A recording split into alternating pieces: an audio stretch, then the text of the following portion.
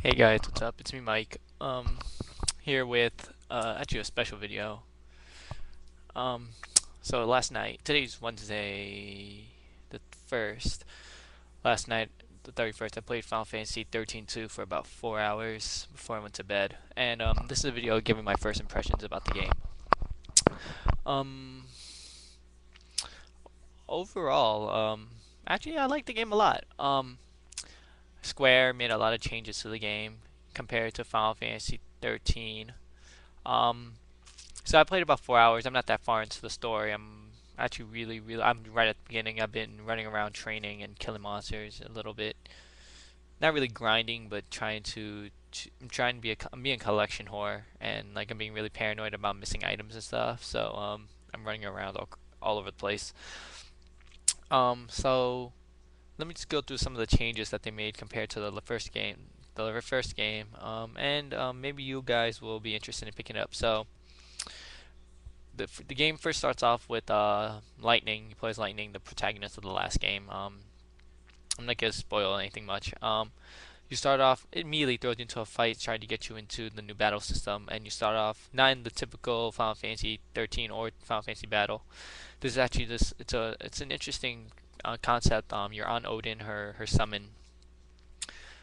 She's riding Odin because he could turn to a horse, and you're fighting a villain who essentially summoned a dragon, and you're actually battling while you're on the horse. This dude's flying in the sky, and you're shooting at him and throwing lightning bolts, and it's pretty interesting. And then you move to a point where you're on a cinematic type battle, similar to God of War's real time like sequences. But these actually make a difference. It's not like God of War. If you fail it, um, you take damage and you get to do it again, or you just keep smashing away and he'll die. You don't even have to go through the cinematic or the action scenes, the button time, the whatever it's called. And this so you basically had to press buttons like they tell you dodge. I got to a point where I had to make a decision between shooting my gun at the villain or using a sword. I chose my gun, and by choosing my gun, he blocked every shot, and I ate a little damage when he attacked me, which was interesting. I really want to know what happens if I use my sword instead, but I really don't want to start the game all over to find out. So that's interesting, and then we move on to an aerial battle where Lightning essentially is on top of this dragon or something, and the villain's chasing her, shooting fireballs, and you're shooting guns, and your monster can drop mines and stuff wherever you're riding the dragon.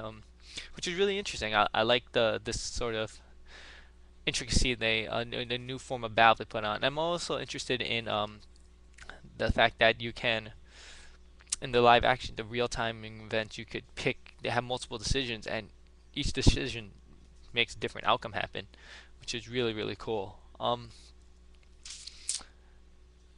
Then I moved on to Sarah, the main character, one of the main characters. She's Lightning's sister from the game. You play as her, and Noel, not Noel, Noel. His name's Noel Christ. I actually like Noel a lot. He's an interesting character. So you start off with Sarah, and you're fighting. Paradigms are a little more interesting. Sarah in herself has she makes you when you talk to characters or essentially or you're walking around, like the screen freezes and these four messages pop up, and you sort of have to make a decision to talk. And I believe the talking scenes make a difference in how your gameplay affects your gameplay, and because there's multiple endings in the game apparently, so it affects how the game plays out for you, and that means that and you also have the ability to go back to previous levels or like stages or different different points in the game using a device and to replay it to see a different outcome, which is really cool. I think it's a little innovative that Final Fantasy is changing up the mix a little bit, especially with this one because Final Fantasy 13 was it wasn't terrible. It just wasn't. It could have been a lot better for what it was, and I felt it was a little rushed and a little too much. Maps are no longer linear. They're more. You still have to get to a certain point, for example, but it's still like there's more exploration. There's more items to find, and it's really interesting. what else is there? Paradigm. So I'm gonna talk about the system a little bit, fighting. So paradigms, they've actually upgraded the customization. If you remember in Final Fantasy 13, it's similar to the Gambit system implemented in 12, where you can give roles to your characters and they'll do stuff. Well, in this one, you keep in they helped you by giving a little more customization to it. So you could still pick your roles, but now you could make it. There's an extra customization where you can focus your team. So for example, in normal mode, there's normal, there's wide, and there's cross. In normal mode, the characters act like their specific role. So for example, if you have two commandos, right, the melee class or melee role, one of your characters will attack a different character than you are. That's normal. They won't attack the same character as you, I believe. If you choose cross, it actually makes the it makes your ally, the com that's playing, focus on the monster you're attacking, which is cool. And then there's wide, which all the characters focus on different enemies. So it's actually really interesting. I like it. I like that little customization because one of the most irritating things in Final Fantasy 13 was fighting a group of enemies, and you want to attack the strongest enemy first, but while you're attacking that enemy, your party member who would attack a different enemy. So it'd be a little frustrating. But now that you can focus that, that's pretty good. It's pretty nice. Um, Anything else about the game? That was a good thing. They changed the Crystarium system, which essentially was like the sphere grid, except you use points. Now instead of having different grids for each role, for example, in Final Fantasy 13, if you were a commando, you had a commando grid, and then you had a medic grid, and then you had a ravager and sentinel grid, whatever. This you actually have one giant grid, and you can just I believe you can infinitely increase. Like you could do it in any order you want. Like you start off with ravager and commando for a sentinel for your three class.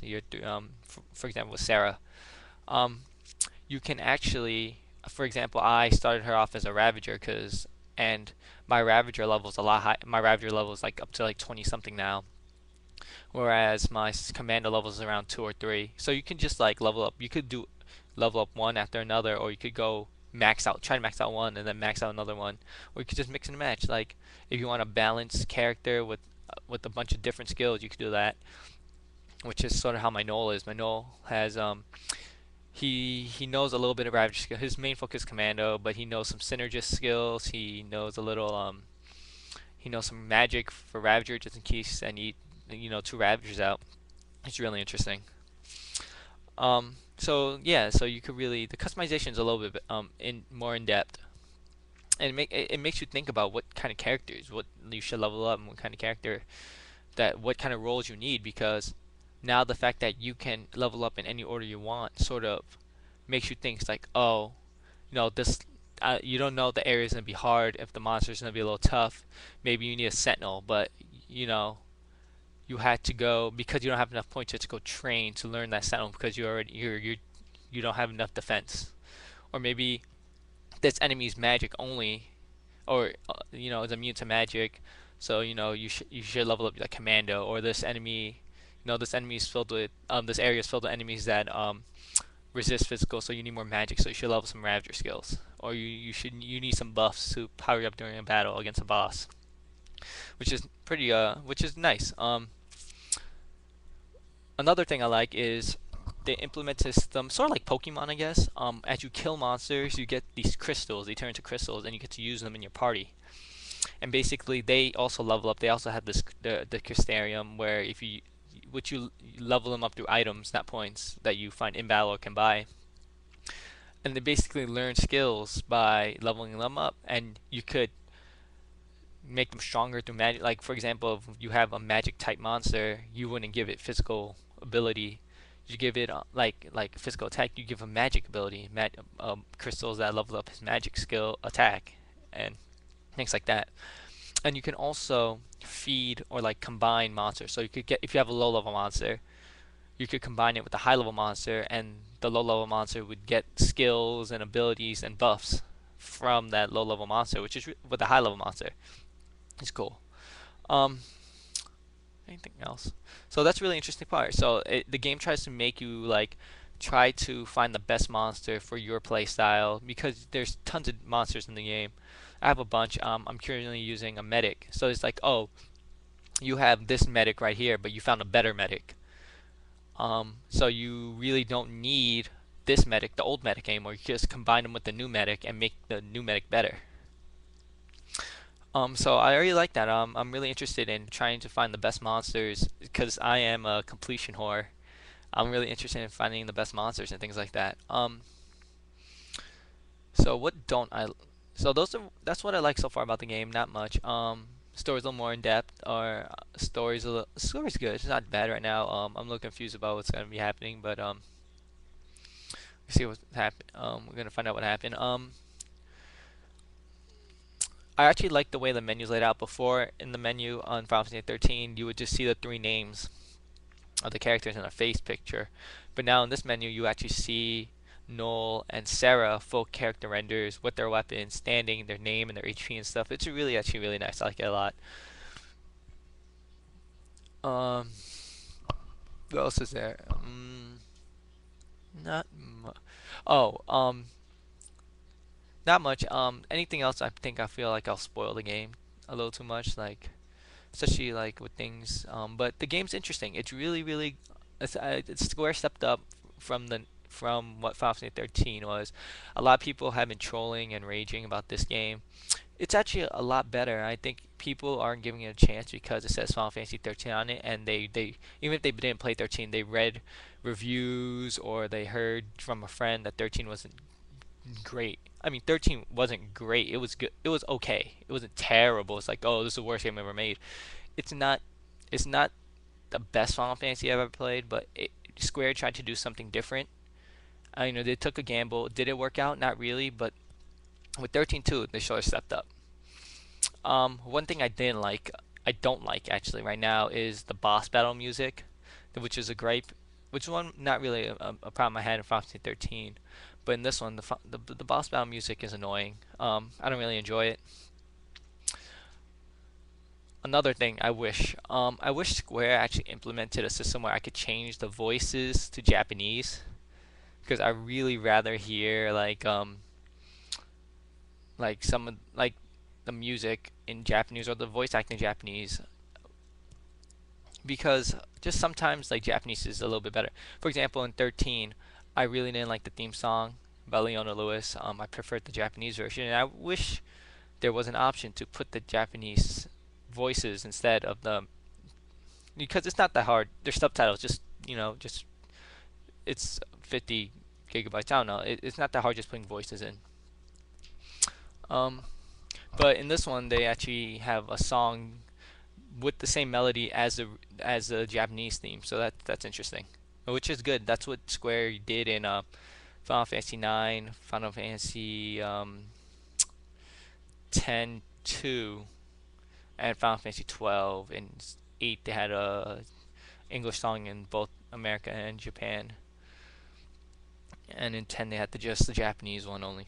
But so far the game's interesting. I'm gonna keep playing it I'm gonna keep playing it. I'm gonna try beat it. And there's gonna be DLC, and you get to recruit monsters, and there's a chance that maybe they'll put characters from previous Final Fantasies into the DLC to fight because there's a Coliseum that you could visit. I'd love to be able to fight like Cloud or Squall or Cecil or Titus or Yuna. People just or just Warrior Light, like people from previous old games, or even villains. I would love to have like maybe a Sephiroth boss battle, Ultimecia, Kefka, um, Golbez, those guys. Maybe Exodeth. Um, but yeah, not much else to say about the game. It's a good game. You guys who haven't played it, I think you guys should give it a try. Um, don't listen to reviewers. Reviewers get paid to talk about games, and sometimes they're not really honest. Sometimes you're just basing opinion on like their first impression, or like, they have an impression already made because of another game they played. Like, this game is essentially a new game. There are some bugs. There are some, not bugs, but like some gripes I have with the game that aren't really that aren't really like, oh, it's like not major, like, but all games have that, and everything nothing's to be perfect. This isn't a perfect game. It's nowhere near a perfect game. I don't think it's a perfect game, but it does give a chance. It does try to redeem itself from the shenanigans that was Final Fantasy 13. So thanks for watching, guys. Let me know what you think about the game if you played it, if you haven't played it, if you're interested in playing it. Um, Not much else to say. Have fun. Week's almost over. Power through, guys, and have a good time. Thanks for watching.